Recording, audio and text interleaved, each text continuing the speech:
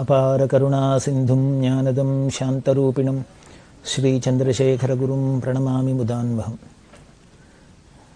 காஞ்சி மகாபிரிவா 1967 வருஷம் ராஜமந்திரியில் சாதுர்மாசியத்தில் இருக்கிறது. கோதாவரியில் நித்திய ஸ்நானமும் நித்திய சந்திரமௌலீஸ்வர பூஜையும் வித்வத் சதஸும் வேதாகம சில்ப சதஸும் இப்படி கோலாகலமாக ராஜமந்திரி இருந்தது அப்படின்னு பார்க்குறோம்.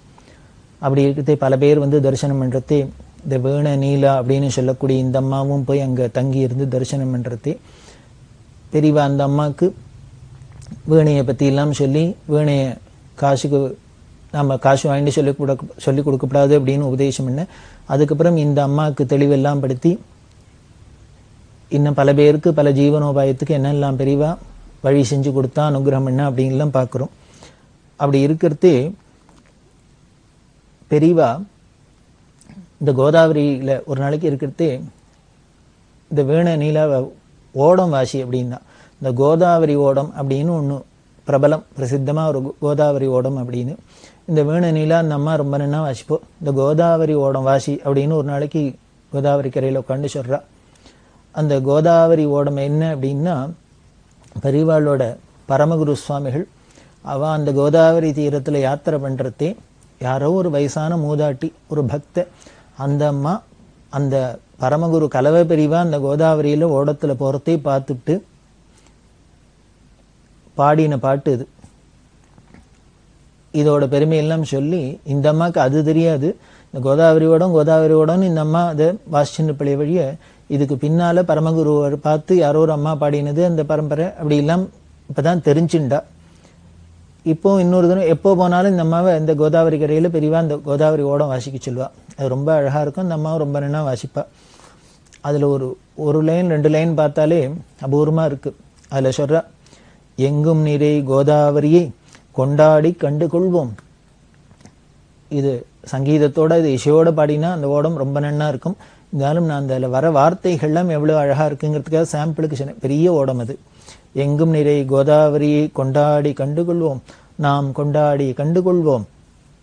சந்திரமௌலி திரிபுர சுந்தரியும் வாரார் வாரார், அதில் செம்மையாக ராஜாக்களும் அங்கேயே பாரார் பாரார் அப்படின்ட்டு ஷண்மத ஸ்தாபனாச்சாரியாரும் கூட சேர்ந்தொரு வெகுஜனங்கள் அங்கேயும் பாராய் பாராய் அப்படின்லாம் சொல்லி இந்த ஓடம் ரொம்ப அபூர்வமாக இருக்கும். அதாவது ஆதிசங்கர பகவத்பாதால் ஸ்வரூபமான இந்த காமகோடி பீடாதி விதிகள் மகா திரிபுர சுந்தரி சந்திரமௌலீஸ்வரோட இந்த ஓடத்தில் வர அழகாக பாருங்கோ. தேவர்கள்லாம் உன்னை கந்தர்வகானம் பண்ணுறா, பூமழை பொழியரா, மங்கள வாத்தியங்கள்லாம் ஆகாச தூந்துபிகள்லாம் ஒதுக்கிறது அப்படின்லாம் இது வர்ணிச்சுட்டே வரும். அப்படி அந்த ஓடத்தை வாசிக்க சொன்னா இப்படியெல்லாம் வாசிச்சுன்னு அங்கே இருக்கிறதே இந்த அம்மாவுக்கு ஊருக்கு வர வேண்டியிருந்தது. மெட்ராஸில் தானே அவள் மாமியார் குடும்பம் எல்லாம் இருக்குது. இங்கே வந்துட்டா. அது வரத்துக்கு முன்னாலே யாரோ சொன்னால் அங்கே பெரியவா கிளம்பி எய்த்தாப்பில் பத்ராஜலத்துக்கு போப்பறாளாம் அப்படின்னு. பத்ராஜலத்துக்கு பெரியவா போப்பறான்னு தெரிஞ்சோன்னே இந்த நீலாவுக்கு ரொம்ப ஆசையாக இருந்தது. முன்னமே சொல்லியிருக்கேன், இந்த வேண நீலாங்கிறவா தியாக பிரம்ம சிஷ்ய பரம்பரையில் வந்தவா. தியாக பிரம்ம சிஷ்ய பரம்பரையில் வந்தானாலே அவளுக்கு ராமபக்தி எப்படி இருக்கும், சங்கீதம் எப்படி இருக்குமோ அது மாதிரி ராமபக்தியும் இருக்கும்னு தெரியும். இந்த அம்மாவுக்கு ரொம்ப ராமபக்தியும் உண்டு. இப்படி அப்பேற்பட்ட உயர்ந்த ராமர் க்ஷேத்திரமான பத்ராஜலத்துக்கு பெரியவாளே போப்புறானா, பெரியவாளோடு போய் இந்த ராமரை தரிசனம் பண்ணணும் அப்படின்னு ஆசை. இந்த அம்மா முன்னால் போனது கிடையாது. இத்தனை நாள் இருந்தோம், நம்ம இப்போன்னு ஊருக்கு கிளம்பணுங்கிறதே பெரியவா அங்கே போப்புறான்னு சொல்கிறாளேன்னு ரொம்ப குறையாக இருந்தது. கோதாவரிக்கு இக்கரையிலேருந்து அக்கறையில் பார்த்தாலே இந்த மலை தெரியும். இந்த மலையை பார்த்து நமஸ்காரம் பண்ணுறா. ராமா உன்னை இப்படி என்னால் பார்க்க முடியாதா, பெரியவாளோட வரணுமே தாப்பமே ரொம்ப ஆசைப்படுறா. இப்படி ஆசையெல்லாம் மட்டும் புலம்புறதே கூட இருந்தவாள்லாம் பிரயாசம் பண்ணா. ஆமாம், நீ இங்கேருந்தே பார்த்து புலம்பினாக்க உடனே பத்ராஜலம் போயிட்டாப்புல ஆயிடுமாக்கும். உனக்கு பிராப்தம் இல்லை, அவ்வளோதான், போ, இத்தனை நாள் இருந்து இப்போ ஊருக்கு போகிறேன் அப்படின்லாம் சொல்லி அவள்லாம் பிரயாசம் பண்ணிட்டா. இந்த அம்மா கனத்த மனசோட வீட்டுக்கு வந்துட்டா. சென்னைக்கு வந்தா. சென்னையில் 10-15 நாள் ஆச்சு. இருக்கிறதே ஒரு 15 நாள் ஆகணுன்னு திடீர்னு மாமியார் என்ன பண்ணினா, ஆமாம் நீ வேணா திருப்பி வேணா பெரியவாளை போய் தரிசனம் பண்ணிட்டு வரையான்னு கேட்டா. இந்த அம்மா எதிரே பார்க்கல. இப்போ தான் நம்ம போயிட்டு வந்துருக்கோம், 15 நாள் ஆகுது, திருப்பி வேணா போயிட்டு வான்னு சொல்கிறாளேன்னு. உடனே பரம சந்தோஷம். என்ன கரும்பு திங்க கூலியா வேணும். நேராக கிளம்பி ராஜமந்திரிக்கு வரா. வந்தாக்க ஒரு ஆச்சரியமான சமாச்சாரம் என்னன்னா, பெரியவா முன்னாலே போப்புறான்னு பத்ராஜலம் போப்புறான்னு இருந்தது ஒத்தி போய் என்னைக்கு இந்த 15 நாள் கழிச்சு வேணும் நீல வராளோ அன்னைக்கு பெரியவா பத்ராஜலம் கிளம்புறதா இருக்கு. எப்படி இருந்திருக்கும் அந்த அம்மாவோட மனசு? நம்ம பெரியவாளோட போய் பத்ராஜலம் தரிசனம் பண்ணும் அப்படின்னு ஆசைப்பட்டு அது நிறைவேறலையே முடியலையே அப்படின்னு நினைச்சுன்னு தாபத்தோட போயிருக்கிறதே 15 நாள் கழிச்சு திரும்பி வந்தா என்னமோ இவளோட தாபத்தை போக்குறதுக்காகவே பெரியவா 15 நாள் காத்துருந்தாப்புல இவ வந்தோன்னு பத்ராஜலம் போறா. பத்ராஜலத்துக்கு போனா இந்த அம்மாவும் இதுக்கப்புறம் கேட்பானே பெரியவாளுடைய இவாள்லாம் போய் பெரியவா போட்ல போனா ஸ்டீமர்ல போய் பத்ராஜலத்துக்கு போனா இவாள்லாம் ரோடு வழியா பத்ராஜலம் போயிட்டா. பத்ராஜலத்துல போய் மலை மேலே கோதாவரியில் ஸ்நானம் பண்ணி மலை மேலே ஏறி தரிசனம். ரொம்ப ஆனந்தமான தரிசனம். பெரியவாளோட சேர்ந்து ராமரை தரிசனம் பண்ணோம்னா பெரியவாளும் தரிசனம் பண்ணா பெரியவா கர்ப்பகிரத்து உள்ளுக்குள்ளேயே போய் உட்காந்துட்டா. உட்காந்து அந்த கோவில்ல பூஜை பண்ற அந்த பட்டாச்சாரியார்ட்ட ராமதாசரோட கீர்த்தனம் ஒண்ணு பாடு அப்படின்னா அவர் உடனே ஒரு ராமதாசர் கீர்த்தனம் பாடின. உடனே ஆஞ்சநேய சுவாமிகள் அப்படின்னு பெரியவாளுடைய கூட இருந்தார். அவர் இந்த பஜன சம்பிரதாயத்துல ரொம்ப பெரிய வித்வான். பெரியவாள்கிட்ட ஆரம்ப காலத்துல அவர் வந்திருக்கிறதே அவர் மெட்ராஸ்ல ஹைகோர்ட்ல உத்தியோகமா இருந்தார். பஜனையில ரொம்ப கன்னடக்காரா பஜனையில ரொம்ப பரிச்சயம் உண்டு. பஜனை அவருக்கு ரொம்ப ஜீவனம் அப்படின்னு அப்படி மூச்சு அப்படின்னு வச்சுக்கலாம். பெரியவாள்கிட்ட வந்து பஜனையெல்லாம் பண்ணிட்டு அந்த சம்பிரதாயம்லாம் ரொம்ப அத்துப்படி. அதனால பெரியவா என்ன பண்ண இந்த ஆஞ்சநேய சுவாமிகளை பின்னால சன்னியாசம் வந்து சுவாமிகளா இருந்தார். பெரியவாள்கிட்டயே இருந்தார். நீ ஒரு ராமதாஸ் கீர்த்தனம் பாடுன்னா ராமதாஸ் கீர்த்தனம் பண்ண. இந்த ஆஞ்சநேய சுவாமிகள்னு ஞாபகம் வருது. இவர் தான் பின்னால பெரியவா சொல்லி பஜன ரத்னாகரம் அப்படின்னு பஜன சம்பிரதாயத்தை புஸ்தகமா போட்டு நம்ம சவுத் இந்திய பஜன சம்பிரதாயத்தை பஜன ரத்னாகரம் அப்படின்னு போட்டிருக்கு. இது முழுக்க முழுக்க பெரியவாளோட ஆக்ஞையில பெரியவாளோட விருப்பப்படி ஆஞ்சநேய சுவாமிகள் அந்தானந்த சுவாமிகள் போட்டது. ரொம்ப நன்னா இருக்கும். ஒரு பக்கம் தமிழ் எழுத்துல இருக்கும், ஒரு பக்கம் தேவநாகரியில இருக்கும். அதாவது அக்ஷர சுத்தமா இருக்கணும். அதுல பஜன சம்பிரதாயத்துல சமஸ்கிருத பாட்டு அஷ்டபதி தரங்கம் இதெல்லாம் முழுக்க முழுக்க சமஸ்கிருதத்திலேயே தான் இருக்கு. தெலுங்கு பாட்டு இருக்கு, கன்னட பாட்டு இருக்கு. எல்லாம் இருக்கிறதுனால அதுல அந்த அக்ஷர சுத்தம் இருக்கணும், ப்ரொனவுன்சேஷன் கரெக்டா இருக்கணும் அப்படிங்கிறதுனாலே பெரியவா தேவநாகரியிலும் ஒரு பக்கம் போட சொல்லி ஒரு பக்கம் தமிழ் ஸ்கிரிப்ட்லயும் போட சொல்லி இருக்கா. ரொம்ப அபூர்வமானது பஜன ரத்னாகரம். அது பெரியவா சொல்லி இந்த ஆஞ்சநேய சுவாமிகள் போட்டதுதான். அந்த ஆஞ்சநேய சுவாமியை விட்டு ராமதாஸ் கீர்த்தனம் பாடுன்னா அவள்லாம் அவரும் பாடினார். உடனே என்னன்னா வெளியில நின்று இருக்கிற நீலாவை கூப்பிட்டா. இந்த அம்மாவுக்கு சங்கோஜமா இருக்கு, பயமா இருக்கு. பெரியவா உள்ளே உட்கார்ந்துட்டு இருக்கா, எப்படி போறது அப்படின்னா நான் தானே கூப்பிடுறேன் வா உள்ள அப்படின்னா கூப்பிட்டா. நீ ஒரு பாட்டு பாடு அப்படின்னா இந்த அம்மா உடனே பரம சந்தோஷமா ராமபத்ரா ராரா ராமச்சந்திர ராரா அப்படின்னு அந்த பத்ராஜல ராமதாஸ் கிருதி இந்த அம்மா பாட்டு பாடினா இப்படி எல்லாம் பாடி ராமரை தரிசனம் பண்ணிட்டு அங்கேயே 3 நாள் இருந்து தரிசனம் பண்ணிட்டு இருக்கா. இந்த 3 நாள்ல என்ன ஆயிடுச்சுன்னா இவாளுக்கு அங்க தங்கி எங்கி ஒரு சமையல் பண்ணி இவா வெளியில அங்க ஒண்ணும் கிடைக்காது. இவா பொதுவா ஆச்சார அனுஷ்டானம் முக்தனா வெளியில இல்லாம சாப்பிட மாட்டா. இப்படி பெரியவா தரிசனத்துக்கு போற பல பக்தாள்லாம் அவாவாளே கையில கும்டி எல்லாம் எடுத்துட்டு போய் அங்க ஏதோ சுயம்பாங்கம் பண்ணி சாப்பிடா. இது பெரியவா உத்தரவு. அங்க போற இடத்துல ஏதான அக்கம் பக்கத்துல இருக்கிற வீட்டுல கேட்டுக்கிட்டு வாங்கி இது மாதிரி சாப்பிட்ற வழக்கம், பண்ணிக்கிற வழக்கம். இந்த பத்ராஜலத்துல அது மாதிரி வசதி ஒண்ணும் இல்லை, என்ன பண்றதுன்னு தெரியல. 3 நாளும் ஏதோவா தீர்த்தத்தை சாப்பிட்டு ஏதோ கிடைச்ச பழத்தை சாப்பிட்டு பட்னியா தான் கிடக்கா. இப்படி 3 நாள் ஆகி பெரியவா இங்கேருந்து அடுத்த ஊருக்கு கேம்புக்கு போறா. போனா இவாளும் கூட பொறுத்தே பசி ரொம்ப பசி தாகமா இருந்தது. அந்த பத்ராஜலத்தை விட்டு கிளம்புறதுக்கு முன்னால இந்த என்ன பண்ணினா ஒரு கும்டியில ரவா உப்மா கலர்லாம் அப்படின்னு ரவாயை போட்டு அடுப்புல ஆரம்பிச்சிருக்கா. பெரியவா கிளம்பிட்டா அப்படின்னு நியூஸ் வந்துடுது. உடனே பெரியவாளை விட்டுட்டாக்க நீங்க 5 நிமிஷம் லேட்டா போனாலும் பெரியவாளை பிடிக்க முடியாது. அப்படியே வாயு வேகத்துல பறப்பா. இது பழக்கப்பட்டதுனால என்ன பண்ணினா அப்படியே அந்த கிண்டினத தண்ணியை விட்டு கிளறின அந்த உப்மா கூட இல்லது, வெறும் ரவாயை அப்படி வறுத்து இடுப்பச்சட்டில போட்டு உடனே தண்ணியை ஊத்திருக்கா. இவா கிளம்பிட்டான்னா உடனே அதை வழிச்சு ஒரு டப்பால போட்டுனா எடுத்துட்டா கிளம்பிட்டா பெரியவாளோட. அடுத்த கேம்புக்கு போயாச்சு. அங்க போனா இவாளுக்கு பசி வந்துருத்து. பக்கத்துல அது ஒரு கிராமமா இருந்து அதுல வீடு இருந்தது. ஏதோ ஒரு வீட்டுல போய் வாசம்னா அந்த வீட்டு திண்ணையில உட்காந்துட்டு இந்த களரி வச்ச இந்த ரவாய இத்தனை தண்ணியை விட்டு அவள்கிட்டயே கேட்டு கொஞ்சம் அவள் ஏதானு ஒத்தாசை பண்ணிட்டுமா ஏதாவது வேணுமான்னு கேட்க கொஞ்சம் மோர் கொடுங்கோ உப்பு கொடுங்கோன்னு கேட்டு வாங்கிட்டு இத்தனை மோரையும் வாங்கி உப்பையும் வாங்கி போட்டுன்னு இதில் நல்லா கரைச்சி கஞ்சி மாதிரி குடிச்சு இவ கூட போனவா எல்லாரும் குடிச்சுட்டா. அப்புறம் ராத்திரிக்கு ஏதோ பாலை கொடுத்தா பழத்தை கொடுத்தா இப்படி ஓட்டுன்னு இருக்கா. அந்த அம்மா சொல்ற எப்படி ரசிச்சு சொல்லுவா அப்படின்னா, இப்படி ஏதானோ அடுப்பில் வச்சு ஏதானோ பண்ணலாம்னு நினைச்சிட்டு இருந்தோமோ அதுக்குள்ள பெரியவா கிளம்பிட்டான்னா அப்படியே அள்ளி போட்டுட்டு ஓடுறது. இது போனா வேலை வேலைக்கு சாப்பிட பசிக்கும், பசிச்சா கூட என்னமோ இது கிடைக்காது, கிடைச்சதை சாப்பிட்டாலும் வயிறு ரொம்பி போயிடும், ஆனா திருப்தியா இருக்கும், ஒரு குறை இருக்காது, நம்மள அறியாத ஒரு சந்தோஷம் இருக்கும். அந்த வாழ்க்கையே தனி வாழ்க்கை அப்படின்னு ஏதோ நாடோடி மாதிரி இன்னைக்கு ஒரு நாளைக்கு ஒரு ஏதோ கிடைச்சதை எடுத்து வாயில போட்டுக்கிறது அப்படின்னு ஒரு விசாரமும் இல்லாத பெரியவா சந்நிதியிலே இருக்கும். பெரியவாளுடையே போறோம். பெரியவா பல க்ஷேத்திரங்கள் பல தீர்த்தங்கள், இந்த ஸ்நானமும் தரிசனமும் இதுவே பிரம்மானந்தமா இருக்கும் அப்படின்லாம் சொல்லி ஆனந்தமா இருப்பா. அந்த நாடோடி வாழ்க்கை அப்படின்னா இந்த மகான்களோட சந்நிதியில போய் அனுபவிச்சு பார்த்தா தெரியும். அது அப்படிதான் இந்த பத்ராஜலத்துல இந்த அம்மாக்கும் ஒரு அனுபவம் கிடைச்சது. பெரியவா அப்புறம் இப்படி சுத்தீவிர போயிட்டு திரும்பி புதுப்பிரிவா ஜெயேந்திரேஸ்வர சுவாமிகளும் வர பத்ராஜலத்துல அவருக்கு ராமர் கோவில் கும்பாபிஷேகம் நடந்தது. அந்த கும்பாபிஷேகத்துக்காக பெரியவா திருப்பி பத்ராஜலத்துக்கு வர. இந்த ராமர் கோவில் கும்பாபிஷேகம் அப்படின்னு அதுல முக்கியமானவர் தேவகோட்டை எஸ்.எம். கணபதி ஸ்தபதி அப்படிங்கிற ஸ்தபதி.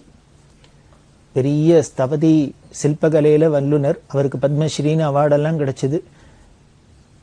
பரமபக்தர் பெரியவாள்கிட்ட. அந்த பெரியவா பக்தரான அந்த கணபதி ஸ்தபதி தான் இந்த பத்ராஜலம் கோவில் புனருத்தாரணத்துக்கெல்லாம் முக்கியமா இருந்து சிற்பியா இருந்து அங்க பல கைங்கரியெல்லாம் பண்ணியிருக்கார். இந்த பெரியவா ராஜமன்றியில இருக்கிறதையே இந்த கணபதி ஸ்தபதி வந்து பெரியவா தரிசனத்துக்கு வந்தார். கணபதி ஸ்தபதி சொல்லுவார், எனக்கு அப்புறம் பத்ராஜலத்துக்கு அப்புறம் தான் பெரியவாள்கிட்ட எனக்கு ரொம்ப நெருக்கம் ஏற்பட்டது. அது வரைக்கும் நான் பெரியவாளை ஏதோ தள்ளி நின்று தரிசனம் பண்ணியிருக்கேன். நானும் ஸ்தபதி அப்படின்லாம் சொல்லி என்ன அதிகமா இன்ட்ரோடியூஸ் பண்ணின்றதுல பெரியவாளை என்கிட்ட அதிகமா பேசி இருந்ததில்லை. இந்த ராஜமன்றியில இருக்கிறது பத்ராஜலத்துக்கு வரப்போறா கும்பாபிஷேகம் அப்படின்னு தெரிஞ்சோடனே முன்னால வந்து பெரியவாளை பார்க்கணும்னு வந்தோம். வரத்தே புதுப்பிரிவா ஜெயேந்திரேஸ்வர சுவாமிகள் கேட்டார், பெரியவா போட்ல கோதாவரியில படகுல கடந்துன்னு பத்ராஜலம் போப்புறா, நீங்க வந்துட்டு நீ போக வேண்டாமா அப்படின்னு கேட்க, உடனே நான் போறேன்னு சொல்லி புதுப்பிரியா உடனே போன்னு சொல்லி உத்தரவு பண்ணி அப்படிதான் வந்த பத்ராஜலத்துல வந்து பார்க்கிறா. பத்ராஜலம் ரொம்ப அருமையான க்ஷேத்திரம் அப்படின்னு முன்னாலே சொல்லிட்டோம். பத்ராஜல ராமதாஸ் அங்க அந்த கோவிலை கட்டினார் அப்படின்னு. அங்க பக்கத்துல ஒரு கல்யாண மண்டபம் கட்டியிருந்தா. அந்த கல்யாண மண்டபத்துல வந்து பெரியவா தங்கினா.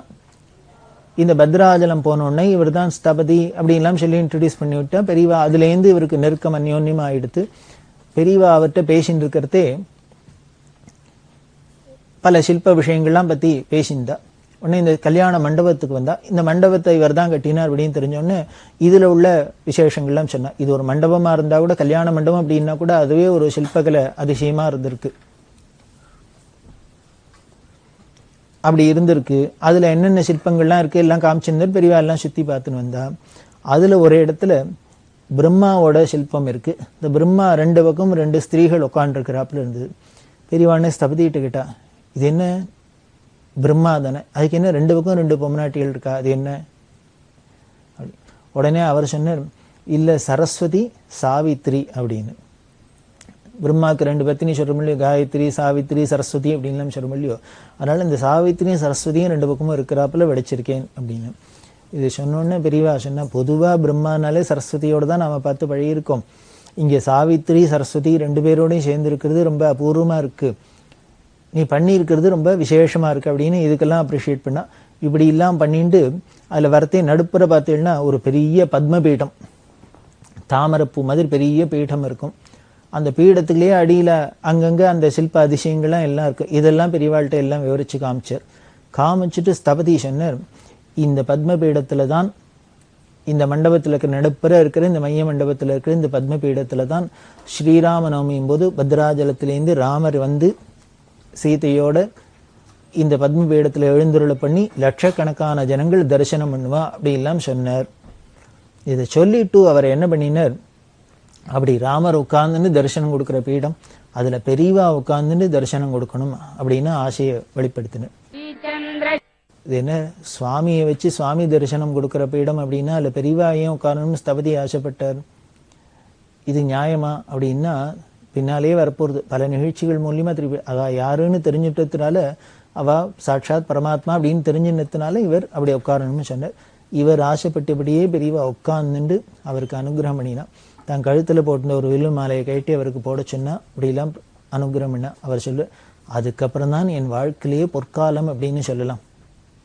அப்படி ஒரு அமோகமா பேரோடையும் புகழோடையும் காசி பணத்தோடையும் பரம சௌக்கியம் ஏற்படுறாப்புல இருந்தது. அன்னைக்கு பத்ராஜலத்துல பெரியவா அப்படி கை தூக்கி ஆசீர்வாதம் பண்ணி அவா திருக்கிறதுனால அவா போட்டுண்ட வில்லு மாலையை எனக்கு பிரசாதம் கொடுத்து இப்படி எல்லாம் பண்ணினது அப்படின்னு சொல்லுவார். அந்த ராமர் உட்கார்ற பீடத்துல பெரியவா உட்காந்து பார்க்கணும்னு ஸ்தபதி ஆசைப்பட்டார். அப்படின்னா இதுக்கு ஒத்துமையா இது சரிங்கிறாப்புல ஒரு நிகழ்ச்சி.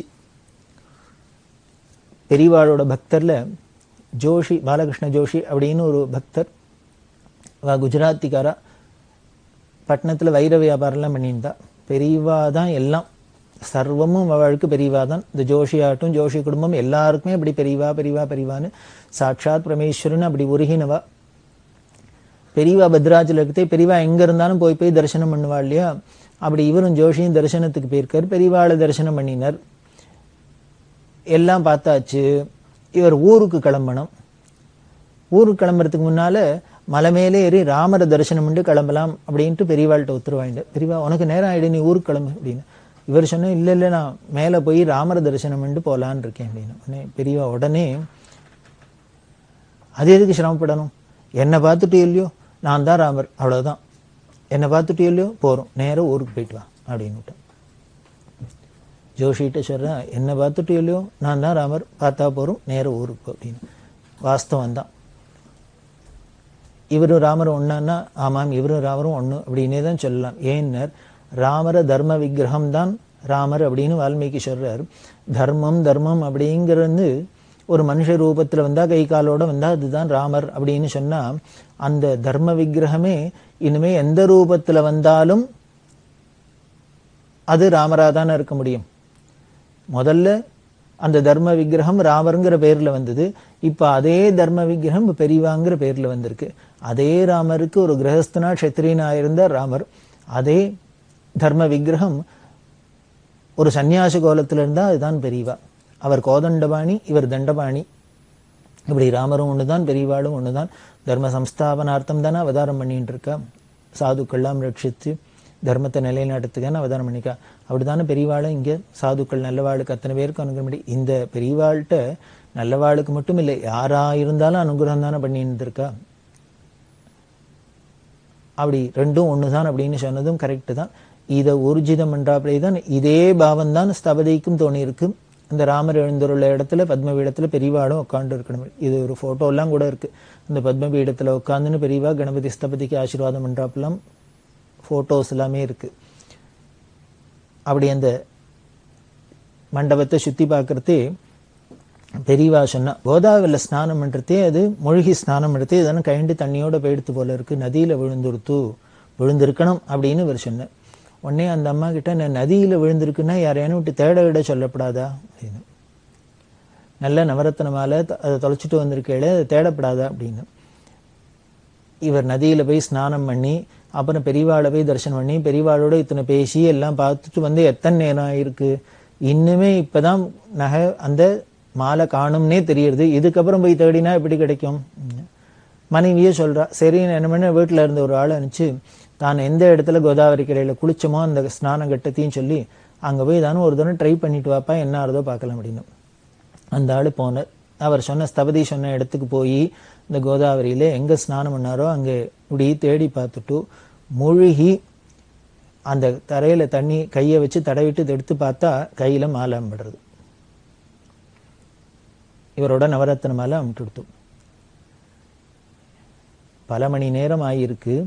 அதுக்கப்புறம் இவர் வீட்டுக்கு போய் அதுக்கப்புறம் ஆளை அனுப்பிச்சு இவ வந்து குளிச்ச இடத்துல பார்த்தா மூழ்கி எடுத்தா ஸ்நானம் பண்ண இடத்துல திருப்பி மாலை கிடைக்கிறது அப்படின்னா ஸ்தபதி சொல்லுவார், இதுதான் பெரியவாளோட அனுகிரக விசேஷம், அதிசய விசேஷம் அப்படின்பார்.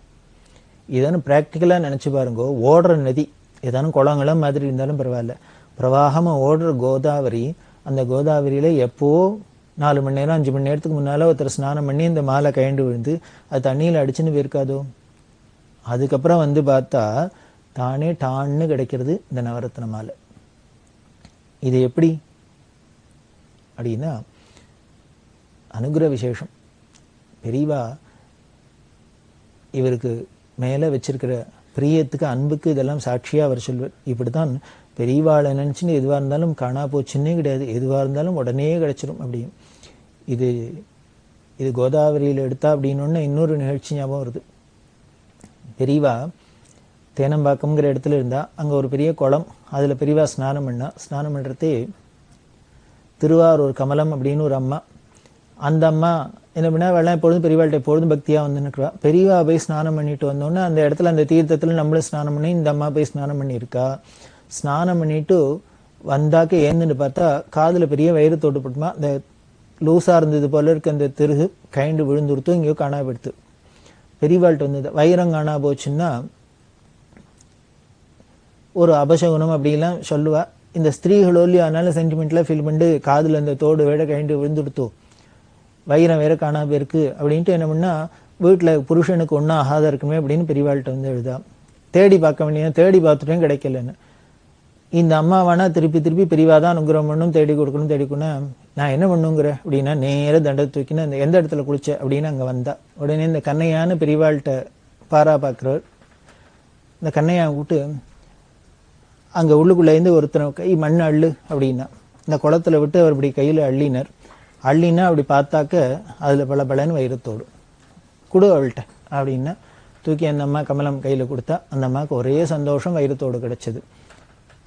கிடைச்ச உடனே பெரிய உடனே, பத்தியா உன் வைரத்தோட அவன் தேடி கொடுத்துட்டான், அவனுக்கு ஏதானும் நீ பணம் கொடுத்துட்டு போ அப்படின்னா பெரியவா உள்ளுக்குள்ள போயிட்டா.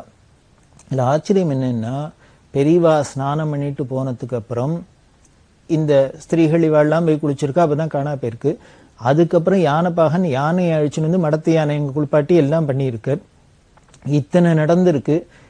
அப்படி நடந்த ஒரு அமக்கலம் நடந்த இடத்துல பெரியவா நேர வந்து ஒரு இடத்த காமிச்சு இந்த கண்ணையாட்டை எடுத்து அங்கேருந்து இத்தனை மண்ணை எடு அப்படின்னா அந்த தண்ணியிலேருந்து மண்ணை எடுத்தாக்க வைரத்தோடு கிடைக்கிறது. அப்படின்னா இப்படி கோதாவரியில போன நவரத்ன மாலையை எப்படி மணிக்கணக்கா வந்து கழிச்சு வந்து எடுத்து பார்த்தாக்க மாலை கிடைக்கிறதோ, இங்க வைரம் கிடைக்கிறது. இப்படி எதுவா இருந்தாலும் பெரியவா கிருபையில, பெரியவா அனுகிரகத்துல அதிசயமா நமக்கு கிடைக்கிறது அப்படின்னு தெரியுது. அப்படி இருக்கிற பெரியவா பெருமையை தொடர்ந்து பார்ப்போம்.